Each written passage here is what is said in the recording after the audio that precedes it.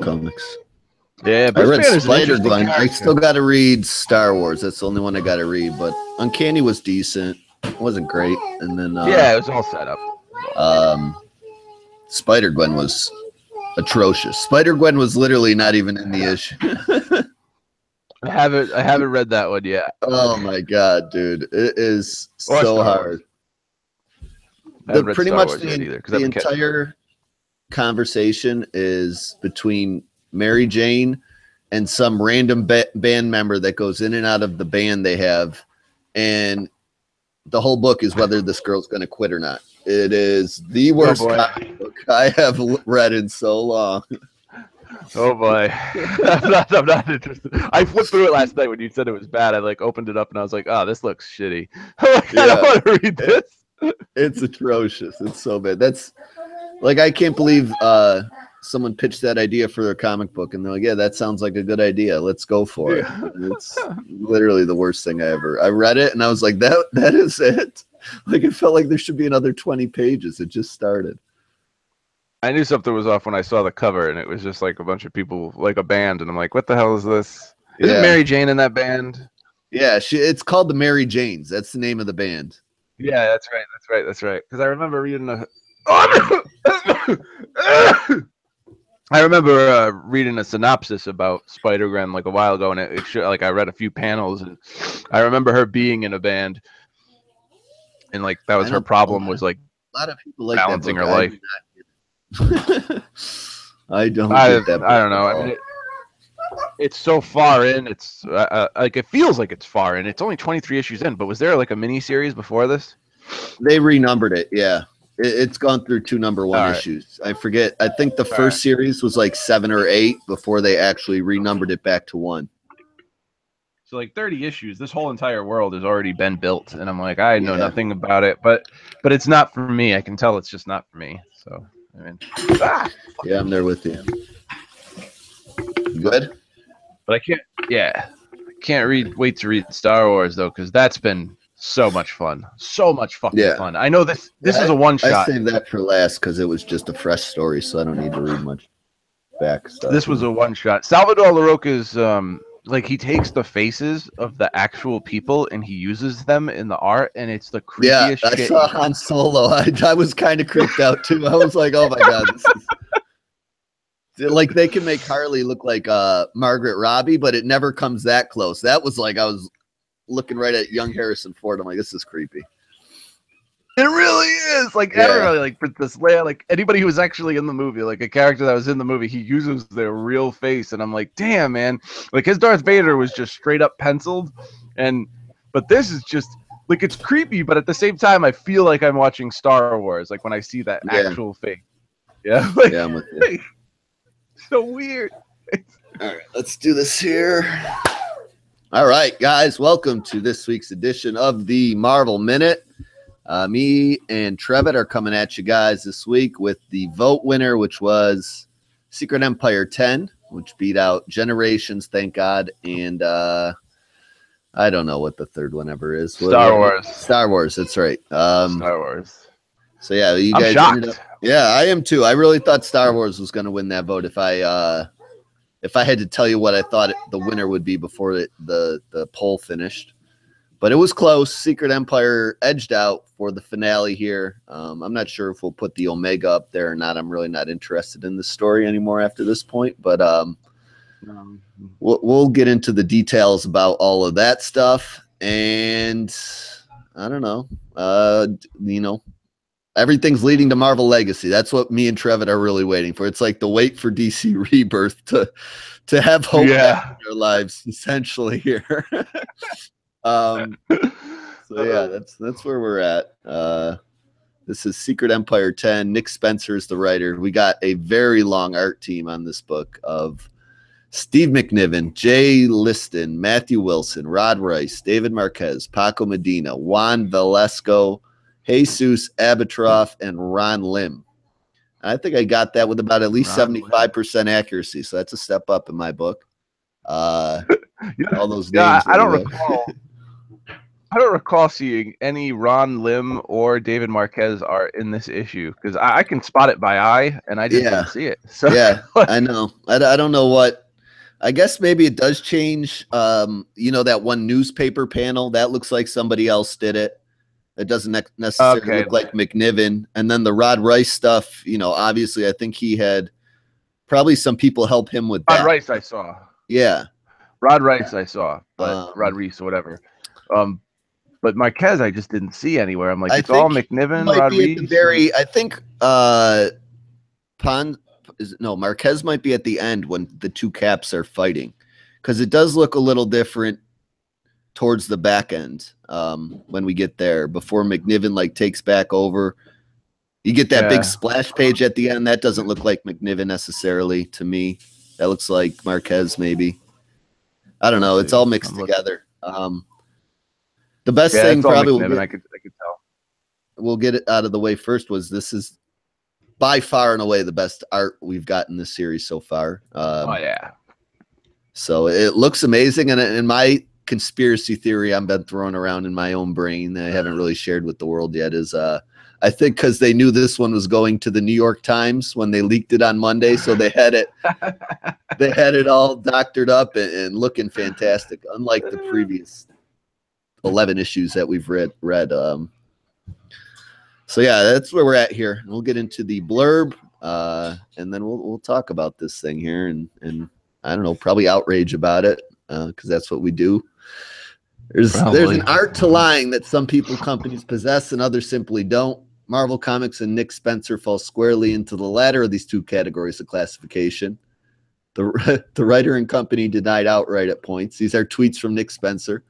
The Cosmic Cube, they denied outright the Cosmic Cube would reverse it all, and that we are 100% not going to do that in the face of fans seeing the writing on the wall ahead of time because of Kobik's involvement. So we're going to fast forward a few months, several issues added later, something else they said wouldn't happen, and we have our ending, which is, you guessed it, the Cosmic Cube reversed it all. So what was the point of all this other than a blatant failed gimmick of a cash grab?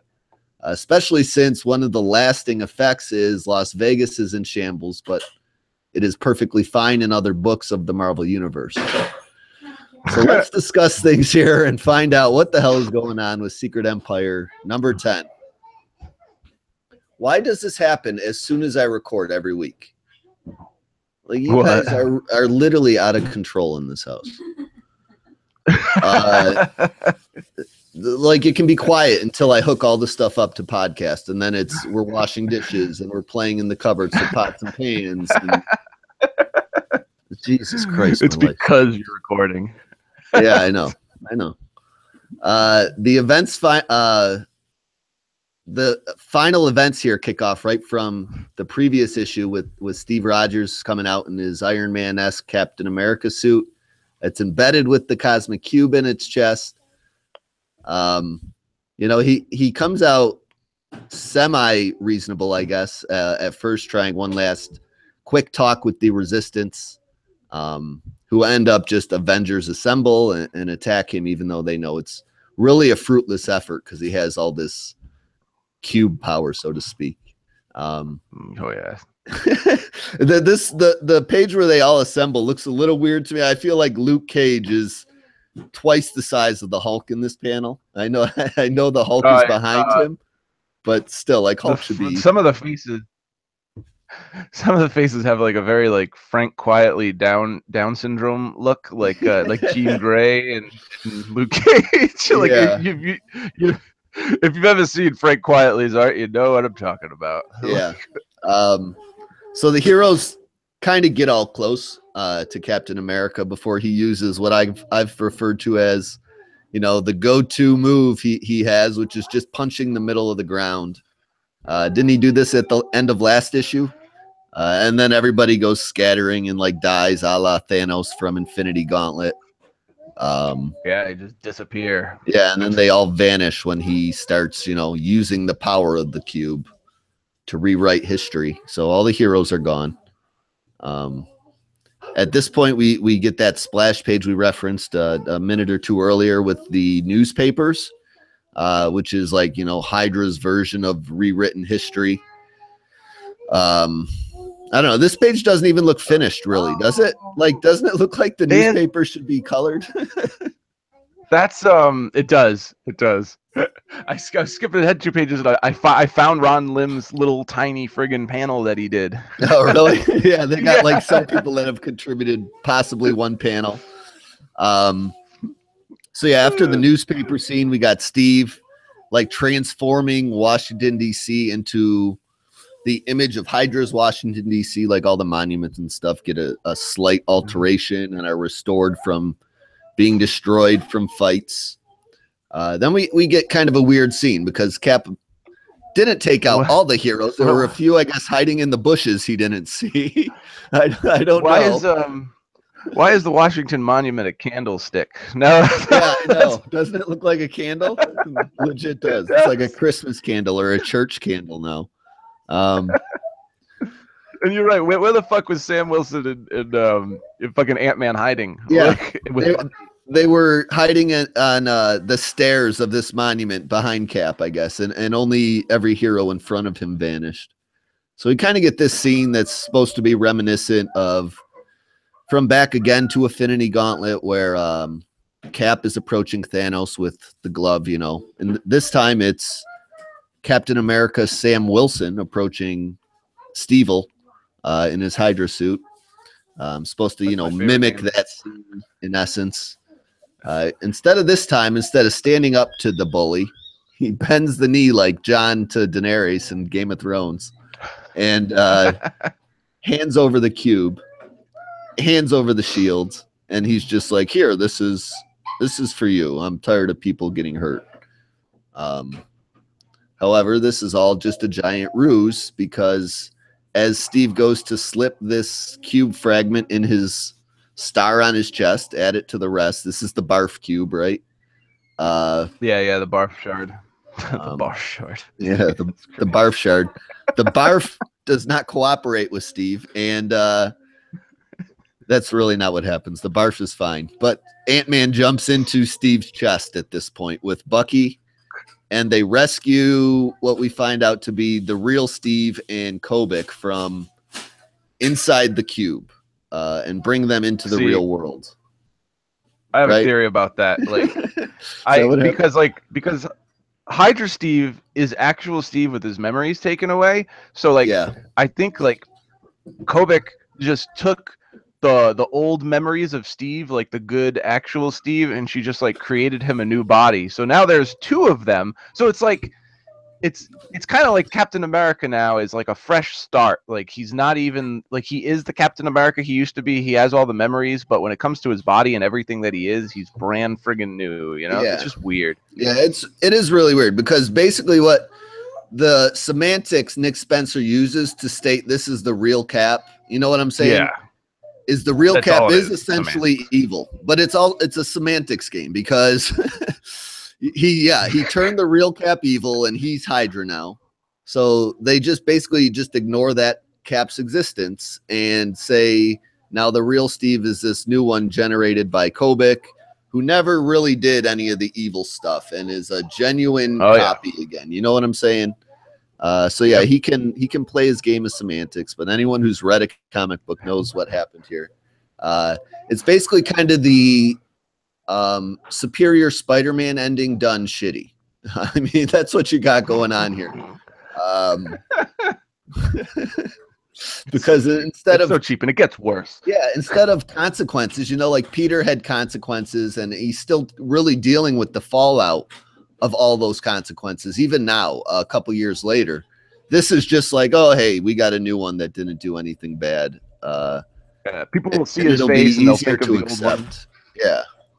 Yeah. They'll still have a hard time with it because they'll see his face, but at the same time, they'll be like, well, you know, we saw it on TV. We know that he's not the evil Captain America, but still, you know, was Captain America. Like, it's gonna be so fucking weird. And there's even one point we're gonna get to here in a second after this fight that even Iron Man at one point is just like, oh yeah, it's fine, no big deal, it's you now.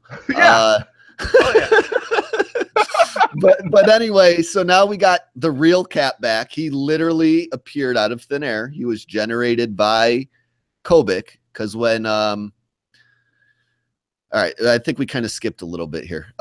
So Bucky Barnes and Ant-Man reveal that, hey, we're the ones that screwed with you and the reason you don't have the cube. And Kobik reveals herself, starts changing all of DC back to the way it was, reversing everything Hydra Steve did. Yeah. Literally what they said wouldn't happen. And then Steve again appears out of thin air and the two Caps start fighting. The one cool part about this fight I like is when Bad Cap jumps at him with the shield and he kicks him over and then throws the shield and Good Cap like grabs it. That part was kind of cool. I did like that. That was really cool. There was some cool stuff. There was some really cool stuff. Yeah. The fight looks good. I mean, it's a comic book fight, so I don't have a problem with the fighting per se, because it looks good and it's paneled well. There's no jarring transitions. It's weird, literally. I don't know where the camera is. That everybody's watching this on TV. TV, yeah. How convenient! How convenient! Yeah, the whole world gets to see the real Captain America. Right, yeah. Just to Deus Ex Machina this whole thing away. So the whole world knows. How about the cheesy panel from Civil War, but instead of Iron Man and Cap, it's Cap and Cap. It's the two Caps. Yeah, it's literally they just replaced Iron Man with. They colored the armor different in the Hydra and replaced the head. Eventually, Good Cap gets the upper hand on Bad Cap after this fight goes up back and forth. And it leads to them both in kind of like a Rocky 3, Rocky 2. I don't know which Rocky it is when they're both on, probably every Rocky, when both the fighters are knocked out on the ground and it's a race to get up to get the next Deus Ex Machina laying there on the floor, which is Thor's hammer. We can see why the Bad Cap was able to lift it now from the Free Comic Book Day issue, because it was enchanted to have the wording changed saying, only Hydra is worthy of lifting this fucking hammer. I don't know, whatever. Yeah, I mean, it gets, there's so many levels of stupid here. I can't, there's a new eye roll on every page. So now it's no longer enchanted, the hammer, because Kobik reversed everything. So Bad Steve tries to pick it up and he can't. So when Good Steve tries to pick it up, he obviously can because he's pure again. And he, as Eric Shea would say, over the plate home runs Evil Steve out of the realm of existence, I guess. I don't know. He hits him really hard and he goes flying. Ooh.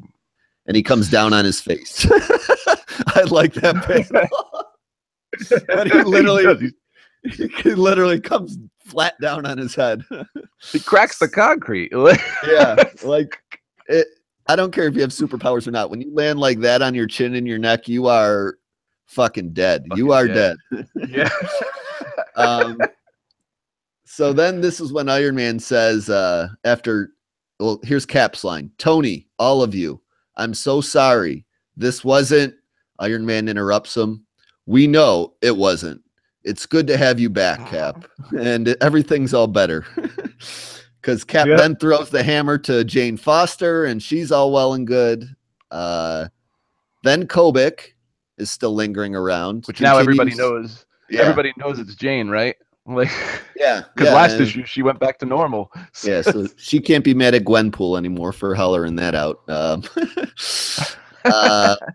Anyway, Kobik's still like reversing things. So she basically sends everything back to normal except for the destruction that was left in the wake of Secret Empire. So, quote unquote, Las Vegas is seen in shambles with, I guess this means, all right, I'm confused a little bit because they do have a funeral scene later, but they show Rick Jones and Black Widow here. So yeah, this is like just a reference to what's not coming back, Las Vegas and these two. She sends all the good heroes off to the vanishing point to have a gift of journey and discovery. Quote unquote in the narration. What a cheap so now you guys didn't have your tie-in reason to buy all the Generations book. this is supposedly it, this line. Because then the heroes immediately returned to where they vanished from. And it says, and when we returned, we were restored, reborn. So I don't know what any of that means, but they all had their adventure and came back in one panel of Secret Empire 10. Yikes. And then we get a splash page with the Avengers celebrating. Earth's Mightiest Heroes, they're called. Tony has his helmet back on in this panel. He's super shiny. Yeah. So then we check in on our epilogue. This is our penultimate epilogue to the real epilogue coming in the Omega issue. Yeah. So this is epilogue number 1, we could call it. They just start wrapping events up. They let all the humans out of internment camps and make them, I guess, sign this piece of shit paperwork that says they're not going to sue. Is that what I read down here? Like, what I think that's what it is. Like the government's waiting there to let them all out. They're like, here, sign this saying you won't sue us for being assholes for treating you like shit. But treating you like Jewish people in the World War. Yeah, that's literally what it is. It's like if you let all the Jewish people out of internment camps in Nazi Germany and like, here, don't sue anybody for them almost killing you. Or what they did to the American Japanese in World War II, where they put them in internment camps in America. It's more that. It's more that. You know what I'm saying? Than the true Nazi internment camps. But regardless, it's still a shit thing to do. So then Barf is featured here after he gets out of prison. This is his brother, right? Or his stepbrother, or I forget the relationship. It's his little brother, between these two. Okay, yeah, it's his brother. So they're like the only, they never really showed their parents. They kind of live together, and they head home after he gets out of prison. I don't know who his little brother was living with, but he's hanging out outside of jail. I imagine he lived in a box outside of the jail waiting for Barf to get out. That'd be so convenient, so it makes sense because the rest of the story. So because he wasn't living at this fucking house they own, because then they go home and they find out their house is destroyed. It says "Die Inhuman, Hail Hydra" all over their fucking house. They go to bed inside this dilapidated house and wake up the next morning to all the scumbags who destroyed their house now fixing it. From what I understood, I guess, because this teacher is like ashamed, right? Isn't this the teacher from the school? Yeah. From the beginning. She's the one who was like, if you see something, report something. And then one of the little shitbags in his class was like, oh, well, his brother Brian's a fucking inhuman. Yeah, his brother Brian's a piece of shit. Anyway, the story ends with some cheesy narration again. This narration is so awful. It's like nauseating. Because in the end, we never find out who it is. Yeah, no, and you never know who it is. It's somebody that just witnessed one of the heroes on the resistance side, is what I understood it to be, telling the story. But anyway, in the end, we overcame. We lost so much, but we never lost hope. As you see the kid playing with a Sam Wilson Captain America toy. So I don't know. The end. And then they feature Omega issue number 1. So that comes out, I guess, next month sometime. I don't know. I'm not interested in it really. I heard we're gonna. I read an article of something they were talking about how they're gonna address Punisher being Hydra in there somewhere. I guess I don't know. Who gives a shit? Yeah, you know, all the people that said they were Hydra and loyal to Hydra, that then they never appeared again in the event. They're gonna address all that. So yeah, I don't know. Buy, borrow, or forget.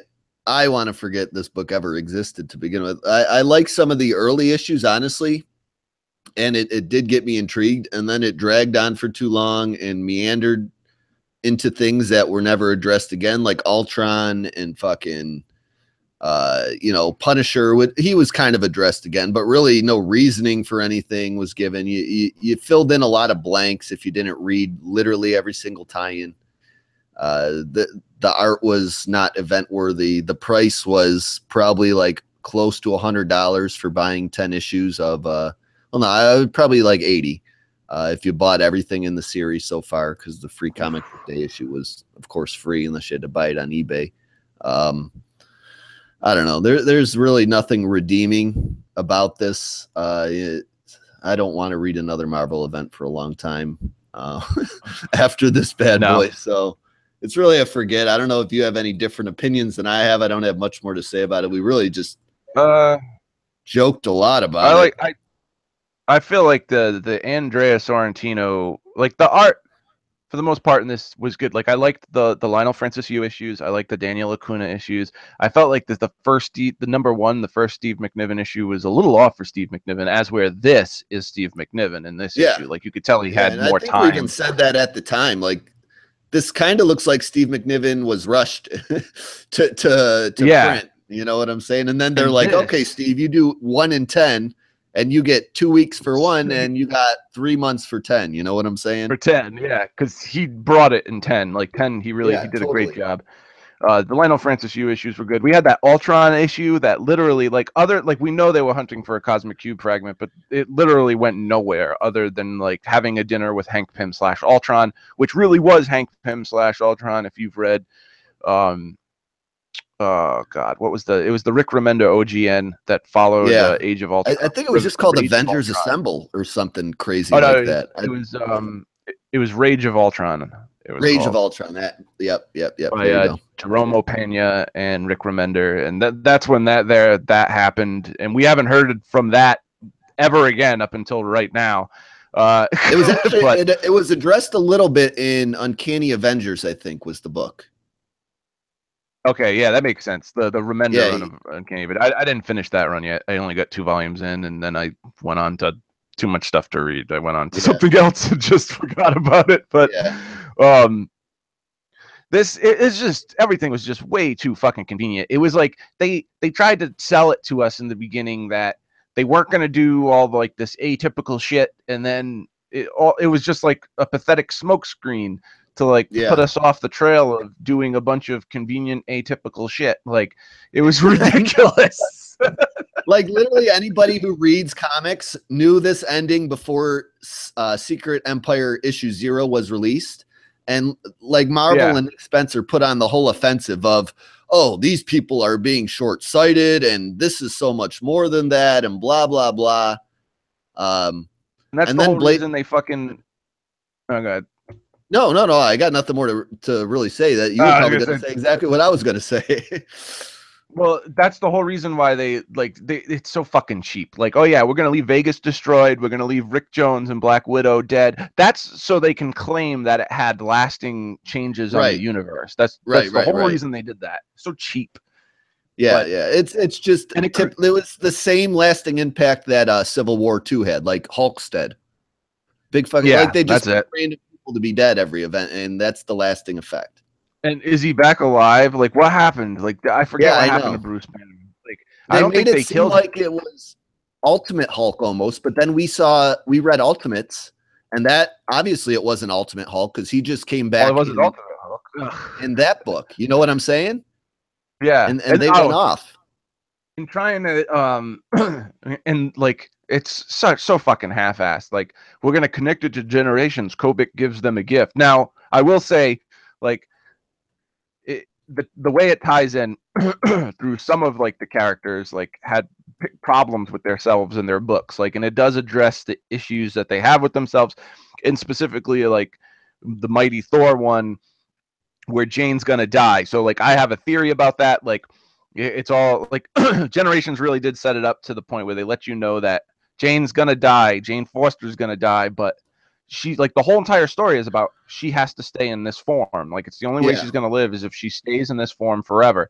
Well, we know that Odinson's going to get that hammer back eventually anyway. So something's going to happen where like some magical thing that's going to like let her become like the new Valkyrie or something. And you know, she's going to end up becoming like a full on Asgardian full time. So she doesn't have to die because they have the magic. We have the technology. We can rebuild her. So like that's what's going to happen. Like I know it. And she's going to become a side character in a new Mighty Thor run, like starring Odinson, like, but it's, I don't know. I mean, that's cool and all. Like there was some cool stuff that went on here, but at the cost we got it at, it just wasn't fucking worth it. Like it's a forget for me. Like I followed it all the way along. The Sorrentino issues just made it like, I don't know what I like his art, but for some reason his issues felt so fucking long. Like when I read them, they felt like they took forever to get through, and it just made the event, even though it was 6 months, like this could have been a year. It was like almost 12 issues, but it was only like 5-6 months, and it felt like it took forever. I know. I think it's just because it wasn't very interesting. You know what I'm saying? Like, no. It meandered for so long in certain spots. Yeah, if you really wanted to rush this thing out, they should have really chopped the issue count and not kept adding to it, because they added a 10th. Like I did, it was supposed to be 9, and then they added the Omega. Oh yeah, I did the math. Like this is like, oh god, this is going to be an omnibus. Like with all the tie-ins, it's going to be well over 1,200 pages, and just the Secret Empire issues alone are over 500 pages. This could be. They could have cut it down to 640-page issues. It could have been 240 pages. Didn't need to be more than that. It could have been nice, tight. It would have been like not the best event ever, but it would have been, you know, action-packed and interesting if you took half the issues away. But you know, whatever. For some reason, they decided to like it could have been monthly. It didn't have to be. But whose half-cocked idea was to do a bi-weekly event with a writer who just obviously couldn't handle the schedule? You know. Yeah. Yeah, I know. He had to do like atypical shit that he promised he wouldn't do. Like, yeah. Like in my review that I'm putting up on the website here, like I literally copied and pasted Nick Spencer's tweets from before the Secret Empire came out as my intro. These are his tweets. My favorite complaint about Secret Empire 1 is it's clearly an alternate reality story, since the Cosmic Cube will reverse all of it. It's my favorite because we will absolutely 100% not do that. This is the spoiler I will hand out like it's candy on Halloween. But when I hear people say it, I know it means we succeeded in shaking things up so drastically that people can't imagine another outcome. And people couldn't imagine another outcome because it was the outcome they were given. You know what I'm saying? Like, that's why nobody can imagine another outcome, because they saw the writing on the wall, reading the entire lead up to it, and it's exactly what happened. So I'm not stoned, and I was giggling through this whole entire like review of this book. Like I was giggling and laughing to myself hysterically the whole time, and I'm straight as an arrow right now. Like that's how ridiculous this book is. It's like it comes off as a comedy because you're just like, oh, I knew this would happen, and you just get so many of those moments in this title. By the end of the book. I'm so glad it's over. Yeah. So we're happy to be done with it. You guys are looking for more of us. After this shit show, you can find us on Marvel Madness Comics Podcast. We'll talk a few more Marvel books this week. You know, you can find us individually. I'm at Beamer3660 on Twitter. Trevitt, where are you at, man? I am at Afronatic. So that's where we can be found. In the meantime, until next week, guys, we will holler at you then. Party is over. Peace out. Peace.